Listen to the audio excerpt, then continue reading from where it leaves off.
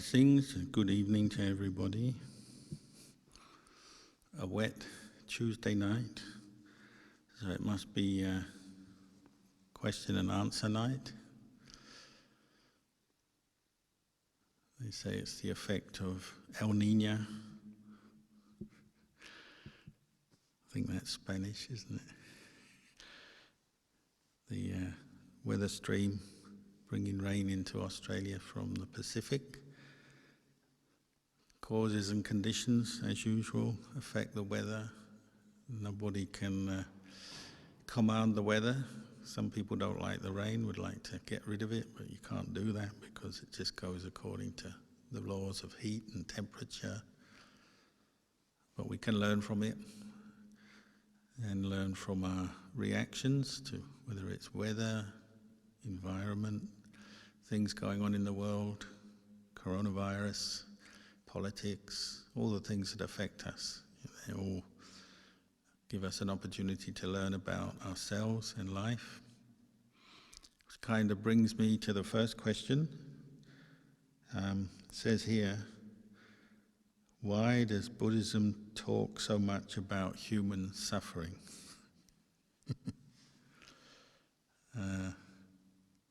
Which is a question people often ask.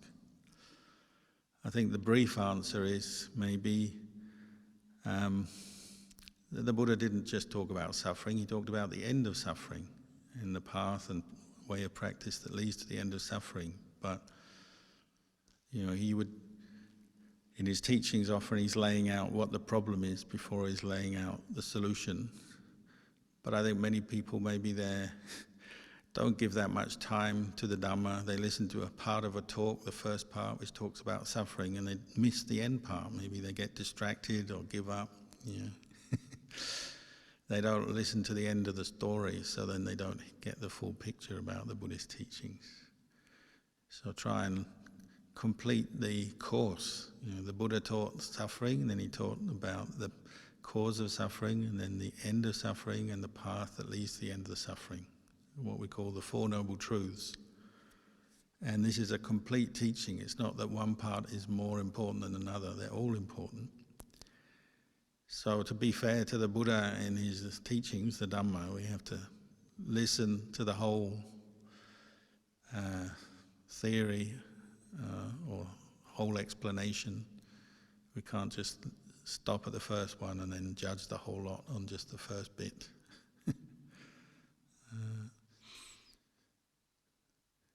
It's the same with coronavirus or any other disease, isn't it? You go to the doctor, you only want to hear about the cure.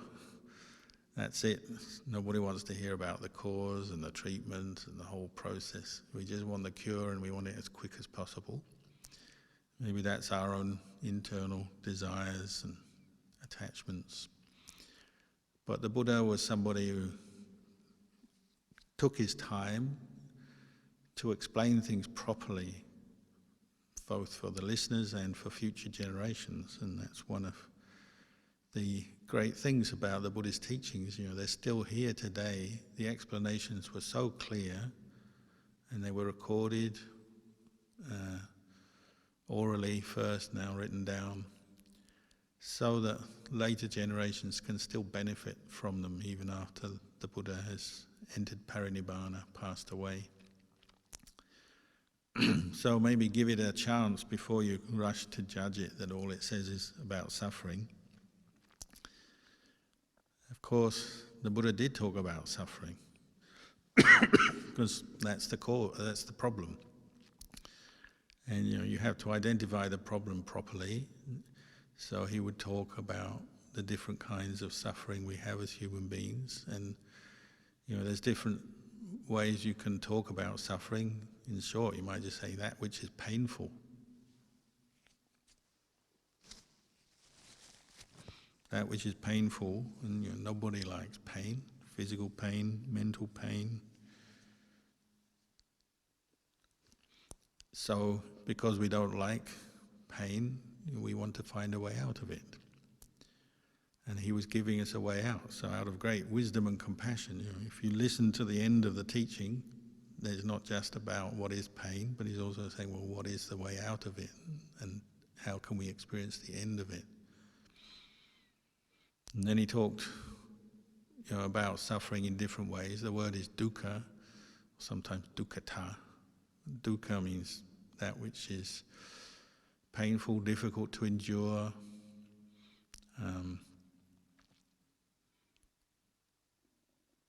And so if you study or listen to the Buddhist teachings, often they talk about this word dukkha in terms of the Four Noble Truths. So the first Noble Truth is dukkha, that there is pain, stress, suffering associated with being a human being.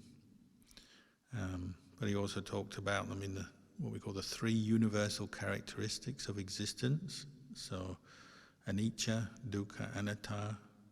So all conditions, physical, mental, are impermanent, painful or stressful, and not self.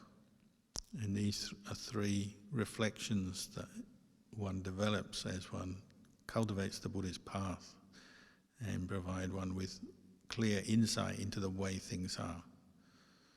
But they're tools for investigating truth. They're not simply something to believe in.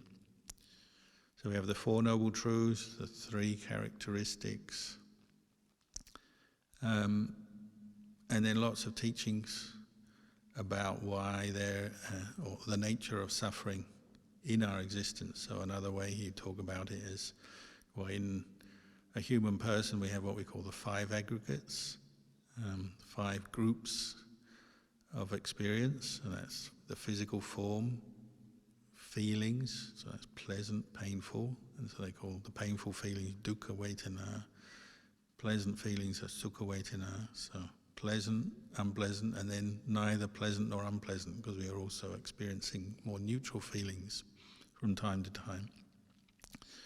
And then perceptions, and then mental formations, and then sense consciousness. These are what we call the 5 khandhas, which make up a human being. And the Buddha pointed out that these are, when we identify with them, cling on to them, they're a basis for suffering. Another way he talked about suffering is, we say dukkha dukkhata, just the painful nature of existence. Living in the world, we are subject to painful sense impressions. You see things that are unpleasant, hear things that are unpleasant, you have feelings arising in your body that are unpleasant. There's also what we call viparinama dukkha, it's like the pain of change. The fact that everything is transient, changing, impermanent, brings a lot of dukkha, a lot of pain and stress to us, because you can't hold on to things, you can't rely on things in this life, in the world. You can't rely on this body or mental states or the world around us to always bring us happiness. Even if you get pleasure and happiness, it can change on you, it degenerates, it disappears on you all the time. It's another kind of hidden dukkha, the dukkha of the fact that things are subject to change and you can't hold on to them. There's also another kind of dukkha you talk about, sankhara dukkha, just the nature of formations. Physical formations, whether it's something you build, you build a house and then after a while it gets old and needs repair or falls down. You're born, your body is constantly subject to aches and pains, injury, illness, aging, and ultimately death. So everything in this world, internal, external, is what we call a formation. Even just mental states, like memories, thoughts, are subject to change, and therefore they're painful, stressful. So the Buddha did talk at length about suffering in its different forms and its nature, giving us insights how to look at it, how to approach our experience, and to be honest, that there is suffering mixed up with being a human being. It's part of the package. Once you're born, there's going to be some suffering. And as we know, a baby's born already, it's born crying, and it will cry a lot, That's an expression of suffering. And as we go through life, we have plenty of pleasure and happiness and success, but then we also have painful, unpleasant experiences mixed in. But the Buddha didn't stop there. He talked about what the cause of suffering is, so we can understand more deeply where these experiences of pain and stress are coming from. Our attachment and identification to the body, to feelings, memories, thoughts. This is the cause of suffering. When we cling mentally and identify with things, we're building ourselves up for suffering, because you hope that some experience will bring you pleasure, and it may do so, but the pleasure won't necessarily last. In what we call the sensual material world, you can't find something that will just give you lasting pleasure, happiness. Better to look inside, which is why the Buddha encouraged us to, having assessed the world and the nature of the world, nature of our body and mind, and look inside, particularly to develop what we call the Eightfold Noble Path, and the happiness and the freedom of suffering that human beings can experience by cultivating the right path that leads to the end of suffering and the experience of happiness, which is what we want. We have to look how we can develop that. That's something to be developed. It can't just be got by wanting or praying or hoping. We have to develop the Eightfold Path. But that is the way out of suffering to happiness. And you develop happiness constantly the more you develop this Eightfold Path that the Buddha taught. And a huge amount of the Buddha's teachings are teaching you how to do that. What is the right path? What is the wrong path? What is the way to develop the path? What are the qualities, the virtues you need to develop? The skills, the knowledge, the insights. All the good qualities that the path brings up are what you're developing. And a lot of his teachings are about that. It's not so much about suffering. Sometimes he explained there is suffering and went into detail there. And sometimes he's talking more about the path out of suffering. And it just depends what the context is, what his approach was, who the person was, what was needed at that time in the way he taught. And you probably notice from your own practice, if you become interested in meditation or reading the suttas and the Buddha's teachings, listening to talks, well, you'll notice sometimes you're focused more on developing the path. Sometimes you're focused on understanding what suffering is and what its cause is, maybe having to be patient with suffering that's arisen that you can't yet end. From time to time we emphasize different things in our practice, and we're having to deal with different experiences. So it's not all suffering by any means. As a Buddhist monk, my experience is over the years through understanding what the Buddha taught, practicing, is that one's mind gets more peaceful, more happy through that. But it's an inner kind of happiness, and it's a more lasting happiness than the world has to offer. The experience of our senses can bring us some pleasures, but they don't seem to last that long, and they can be very distracting and a basis for delusions and misunderstandings and clingings and attachments. But the kind of inner happiness you develop through the path, it's very lasting, very profound, very deep, both physical and mental. But at the same time, it doesn't stop, say, your body feeling heat and cold, or aches and pains, or the problems of aging, or getting ill, or whatever.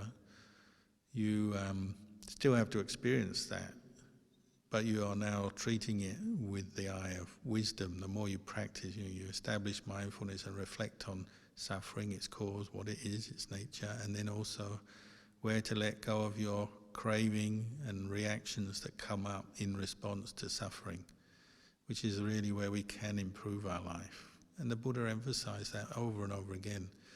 If you recognize craving or wanting arising in your mind, you're wanting something you haven't got, wanting to get rid of some experience you have got, wanting to be things that you aren't yet, all the kind of wanting and desiring we have in our mind. If you've recognized that as the cause of suffering, then you start to abandon it, because who wants to suffer? You recognize if something's causing you pain, you want to remove it from your experience, but remove it in a way that it won't return, and in a way that doesn't create more suffering at that time. Ajahn Chah used to say, you go along, walking along the road, if you have a thorn in your foot, maybe in Australia you wear shoes all the time, but occasionally people go barefoot. If you step on a thorn, as long as you keep walking along with the thorn in your foot, you're going to keep feeling pain. What do? Well, sooner or later you get fed up feeling that pain, so you sit down, you look at your foot and you pull the thorn out. And the pain immediately improves. There may be a little bit left, but gradually it will disappear. That's the approach. The Buddha said, we're constantly stepping on thorns, mental thorns, physical thorns, and you should do something about it. Why suffer? And this applies to all humans. It's not, usually our kind of more, the view we've gained from our cultural background, society, family, friends, we tend to be assuming that the way to go to deal with suffering is always to get more wealth so we can have more comfort, engage with more pleasurable experiences, have less discomfort, less problems in our life. The wealthier you are, the more powerful you are, the more influence you have, you should have less suffering. We usually have that kind of basic worldview. The Buddha just pointed out, well, it's flawed. It's not going to bring you just getting more wealth, influence, pleasures. It's not going to guarantee a life free of stress and suffering. It may well bring you hidden stress that you didn't notice. You have more wealth and you have more worries, how to look after it, deal with it, protect it.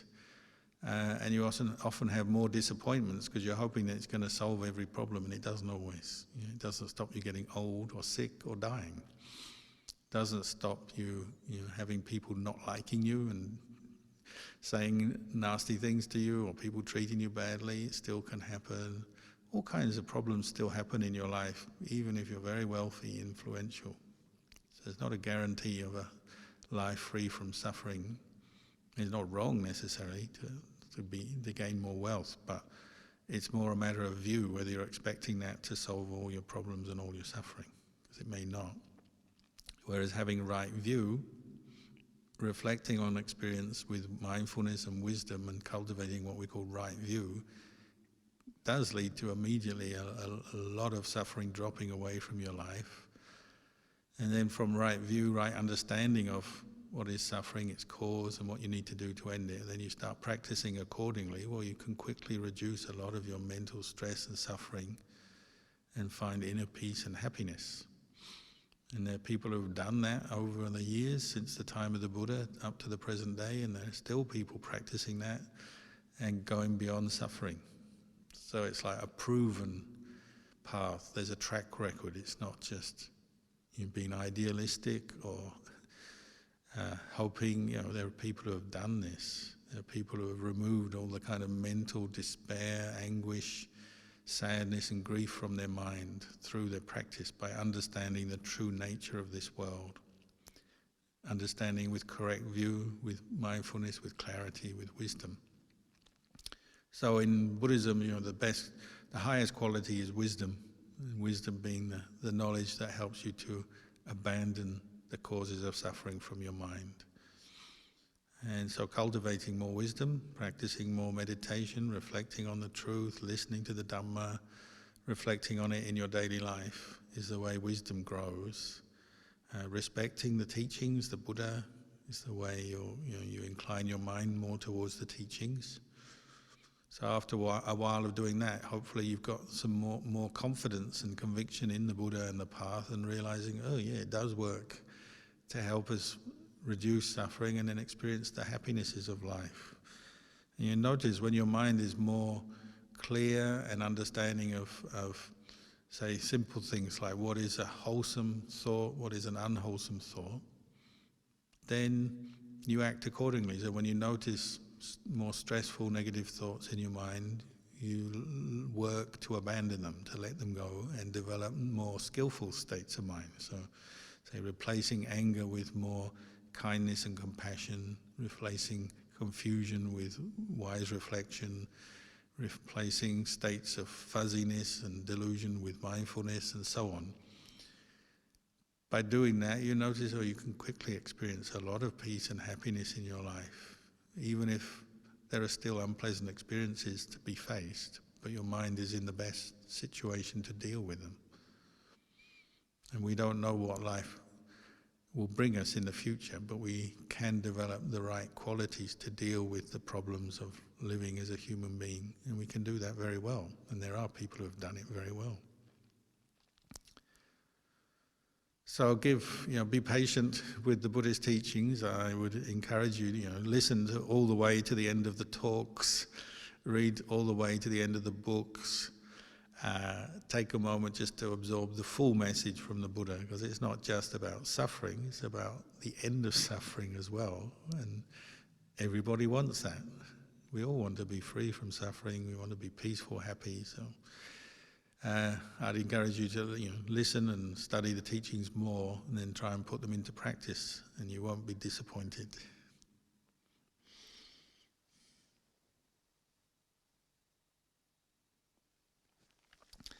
There's another question tonight. What values shall we give to our children in a rapidly changing world?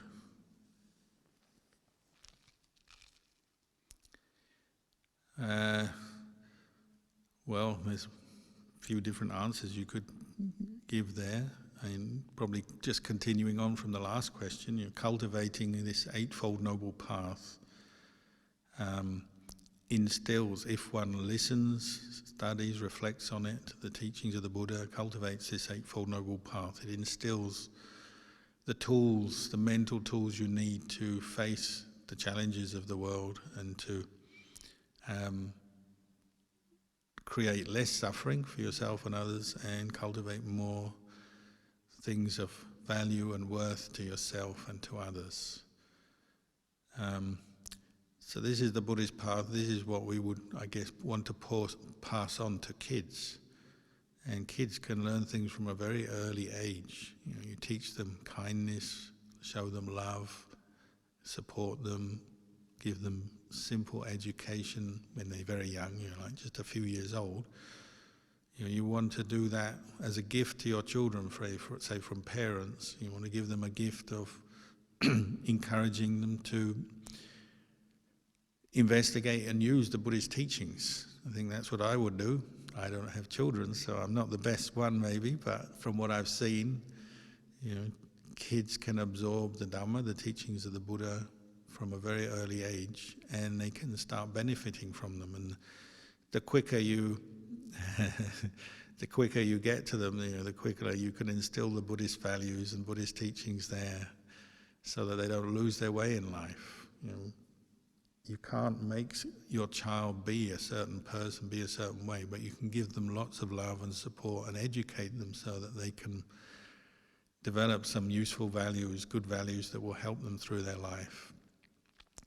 One way you could base your teaching or what your values you're trying to help instill in your child is maybe use the 5 precepts as a guideline for behavior, because the 5 precepts, a guideline for skillful living in the world, they are both guidelines for training ourselves to refrain or restrain ourselves from unskillful behavior of body and speech, and also training the mind. But also they are naturally helping us to cultivate certain values in our daily life. So like the first precept is you undertake not to kill or harm living beings. That's a rule or guideline you take on as a way of guiding your behavior day by day. Saying, well, in whatever situation I'm in, I'm not going to kill or harm a creature, even a little bug. So it's got that way of wording where you're refraining, undertaking to refrain, not kill. But at the same time, what it's doing is cultivating the quality, or you might say the value, of compassion, kindness, harmlessness. So as you keep the first precept, one of the values you gain is you value life, your own life. You're learning not to harm yourself and value other people's lives, even small bugs, birds, animals. Value life, the life around you. So it instills the value of respecting life, valuing life, giving importance to life, not to harm, learning to restrain the most aggressive, cruel tendencies we may have come up in our mind from time to time, but learning to restrain them. You naturally will develop kindness and compassion as a result of that. So that becomes a value, an important value in Buddhism. It's like to cultivate kindness, compassion, restrain our worst urges that are very destructive. And the second precept, not to undertake, not to take what is not given. Usually we say steal, not to steal, cheat people out of their wealth, property, and so on. So when one undertakes that precept, one is naturally developing a respect for property. And this is a term you hear all the time in the world, respect for life and property. So that's something you can give to your children, isn't it? To respect life, property. And that also brings up a sense of trying to find contentment within one's living means. Because what would lead us to steal is often discontent with what we've got. We fall into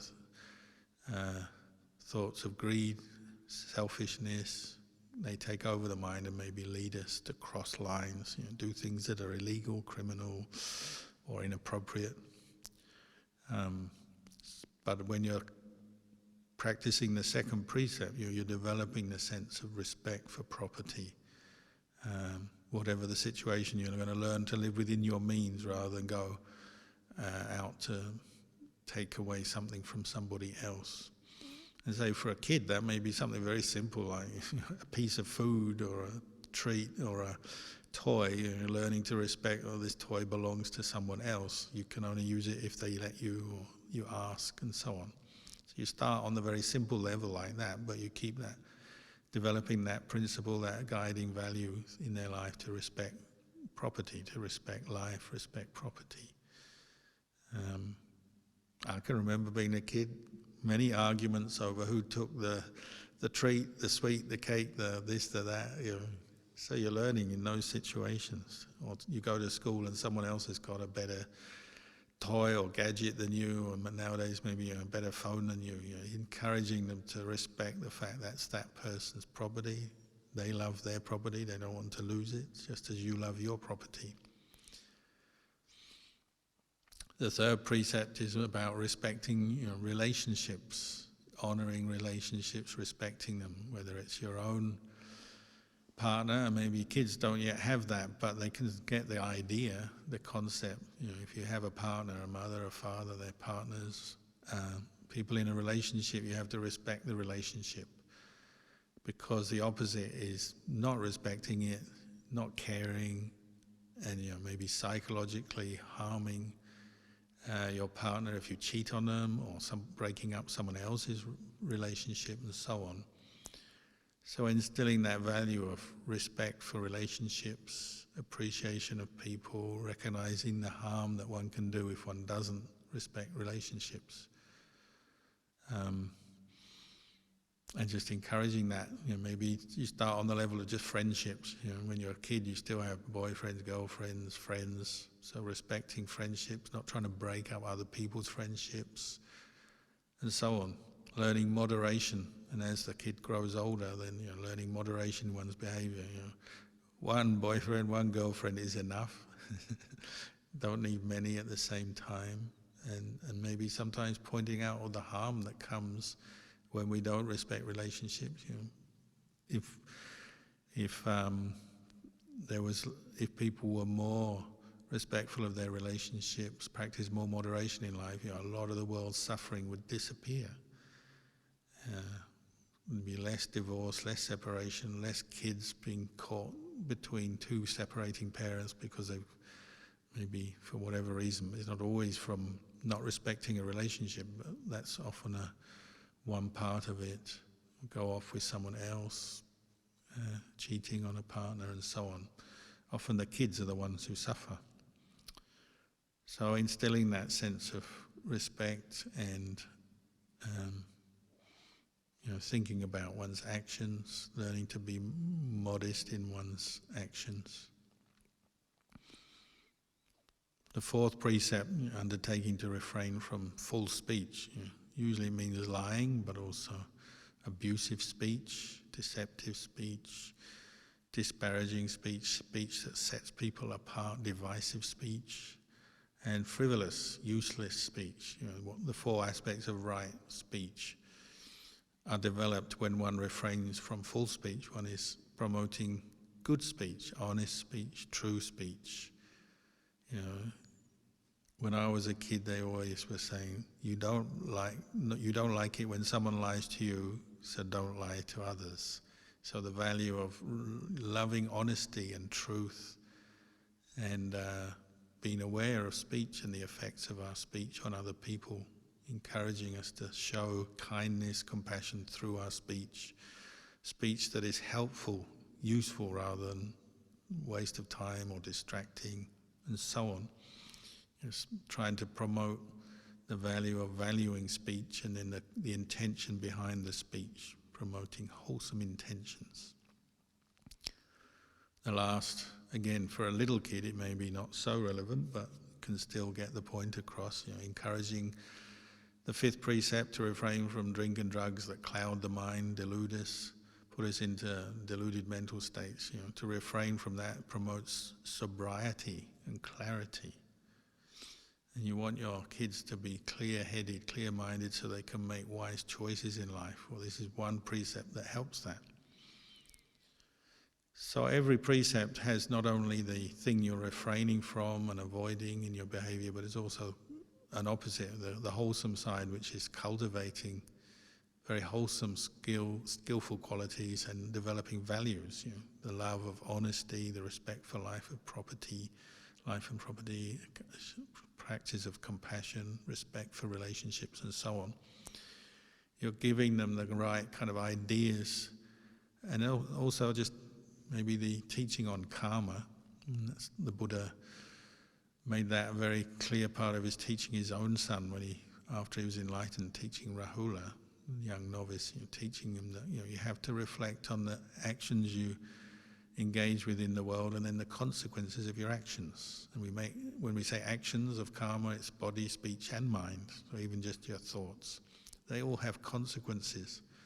Wholesome actions lead to good consequences, useful consequences, beneficial consequences.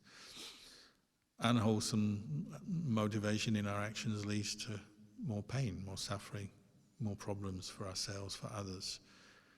So using that as a simple reflection on one's behavior on a day-by-day basis. What kind of karma am I making here? What will the outcome be? Will this hurt somebody? That's a way one gains a lot of wisdom and a way of viewing the world from the point of view of karma, our actions and the quality of the intention behind our actions. So very simple guidelines, the 5 precepts, the understanding of good and bad karma. But if you set them up with kids up with those guidelines, those values from an early age, then they can be life-saving and life-improving through their whole life. We all can still use the teachings on karma, to the last day of our life. We can keep the 5 precepts to the last day of life. So the longer you do things, the easier it becomes.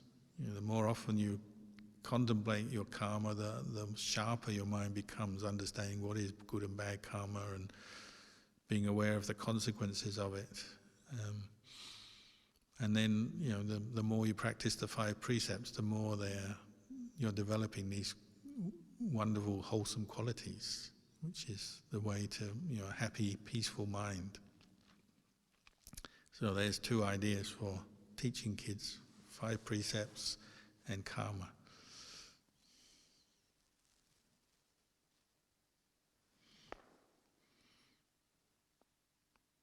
Another question is, what is the best way to practice when our parents pass away?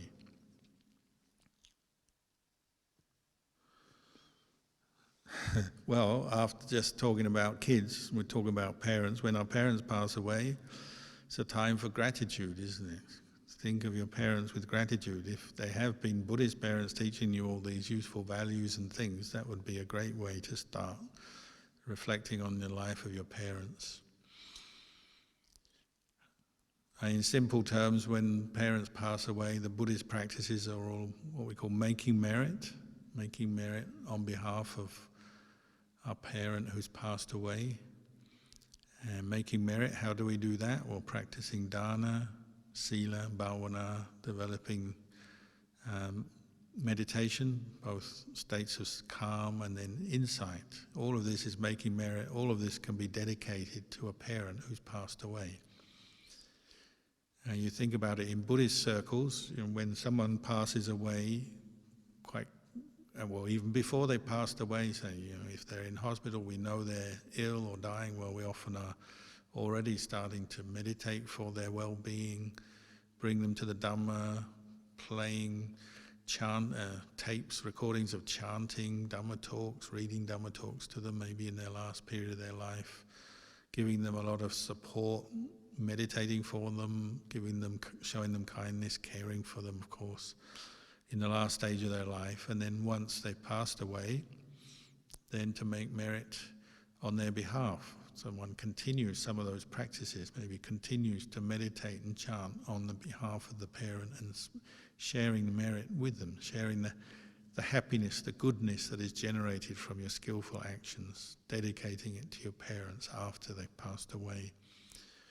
Then we have the more formal ways, making offerings. Often, the Buddhist way is to maybe go to a monastery, or either invite monks to our house or go to a monastery, make offerings as a merit-making ceremony to monks who give a blessing, and in that ceremony one is dedicating the goodness of the charity that is done, or listening to Dhamma, or keeping precepts, meditating.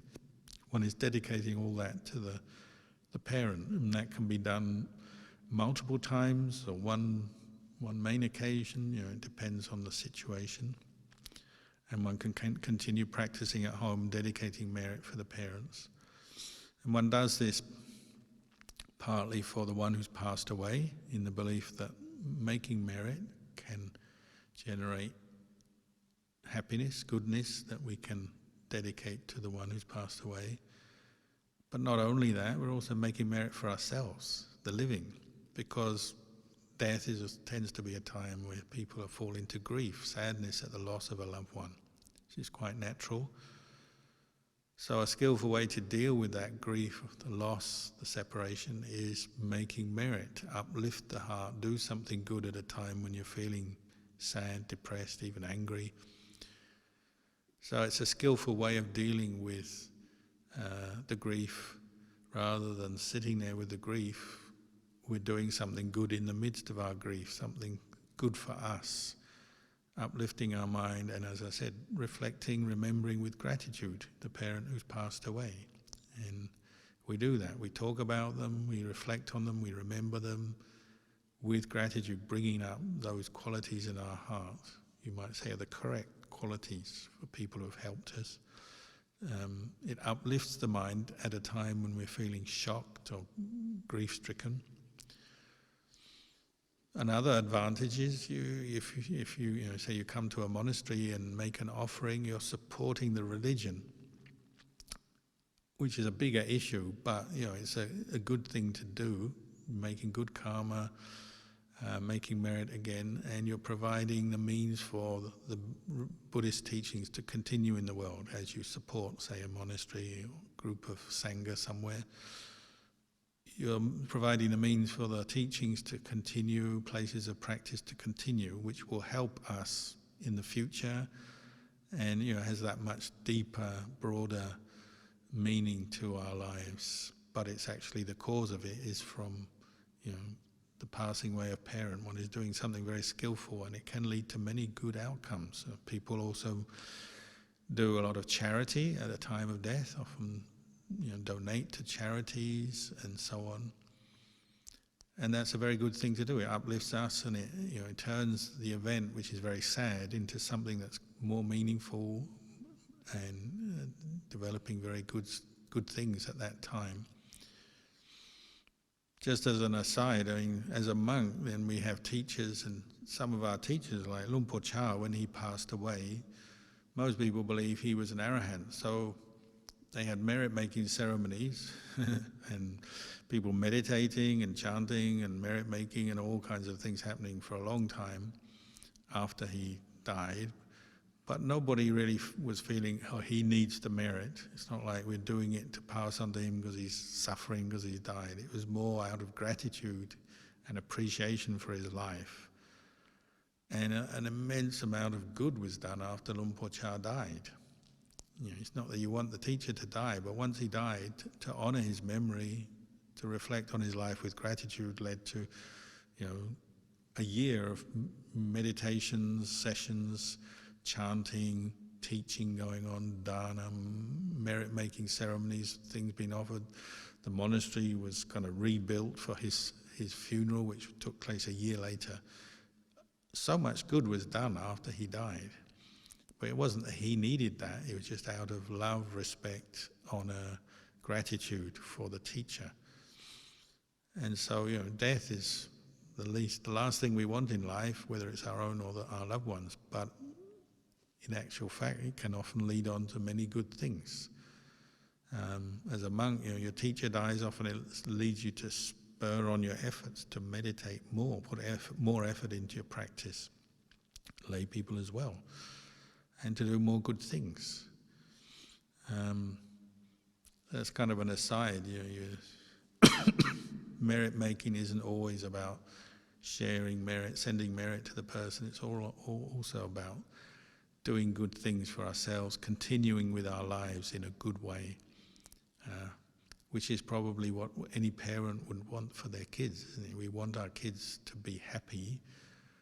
So how will they be happy? Well, by practicing the Dhamma more, doing more good things, more dana, more generosity and charity, living their life in a virtuous way, developing some wisdom and understanding to keep the minds free from suffering.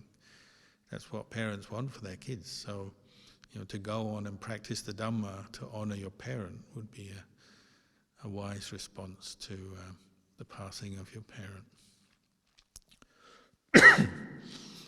So that's the end of the questions for tonight. I'll maybe leave it there and wish you all well, and may the blessings of the Triple Gem guide you and protect you, and we wish you well.